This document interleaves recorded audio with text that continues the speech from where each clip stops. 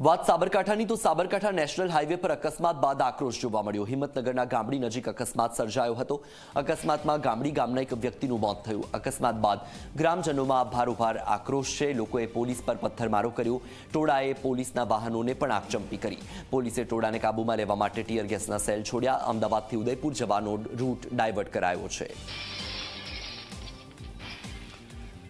તો આ દ્રશ્યો આપ જોઈ રહ્યા છો સાબરકાંઠાના છે। સાબરકાંઠામાં નેશનલ હાઈવે પર અકસ્માત સર્જાયો હતો। અકસ્માત બાદ સ્થાનિક લોકોમાં આક્રોશ જોવા મળી રહ્યો છે, કારણ કે અકસ્માતમાં હિંમતનગરના ગામડી નજીક આ અકસ્માત સર્જાયો હતો। અકસ્માતમાં ગામડી ગામના જ એક વ્યક્તિનું મોત થયું છે અને ત્યારબાદ લોકોમાં સતત આક્રોશ છે। વધુ માહિતી મેળવીએ સંવાદદાતા શૈલેષ પાસેથી। શૈલેષ, ગામડી ગામના જે વ્યક્તિનું મૃત્યુ થયું ત્યારબાદ સ્થાનિક લોકોમાં પણ રોષ છે, પોલીસ પર પથ્થરમારો પણ કર્યો। હાલમાં શું પરિસ્થિતિ?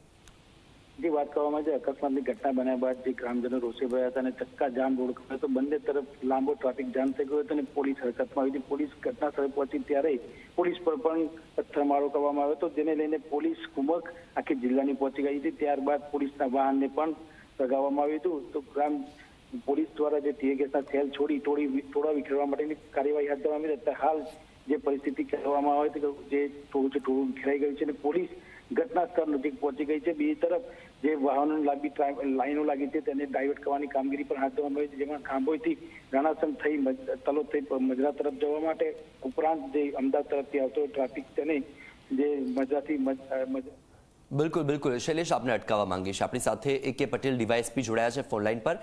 પટેલ સાહેબ, સ્વાગત છે આપનું ઝી24 કલાકમાં। આ ગામડી ગામે જે વ્યક્તિનું મોત થયું ત્યારબાદ લોકોમાં પણ આક્રોશ છે।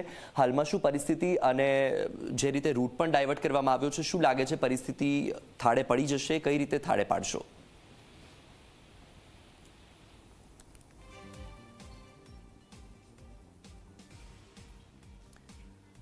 તો ટેકનિકલ ઇશ્યુના કારણે સંપર્ક કપાઈ ગયો છે। અમારી ટીમ ફરીથી પ્રયત્ન કરશે। તો આ દ્રશ્યો આપ જોઈ રહ્યા છો સાબરકાંઠાના છે, કે જ્યાં અકસ્માત થયો। હિંમતનગરના ગામડી ગામ પાસે અકસ્માત થયો હતો। ગામડી ગામના જ એક વ્યક્તિનું મૃત્યુ થયું અને ત્યારબાદ જે સ્થાનિક લોકો છે, જે ગ્રામજનો છે, ગ્રામજનોમાં સતત આક્રોશ જોવા મળી રહ્યો છે, ભારોભાર આક્રોશ છે।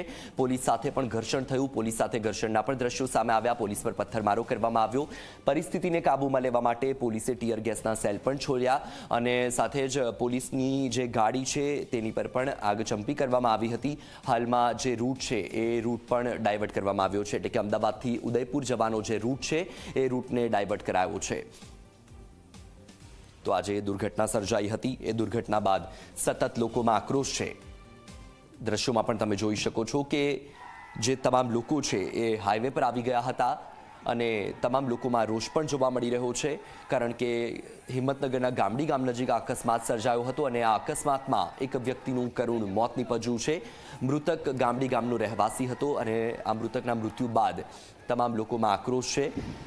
તમામ લોકો રોષ ઠાલવી રહ્યા છે અને આ જે રોષ ઠાલવવાની જે ઘટના બની છે એમાં પોલીસ સાથે પણ ઘર્ષણના દ્રશ્યો સામે આવ્યા છે, કારણ કે પોલીસ પરિસ્થિતિને થાળે પાડવા માટે પહોંચી હતી।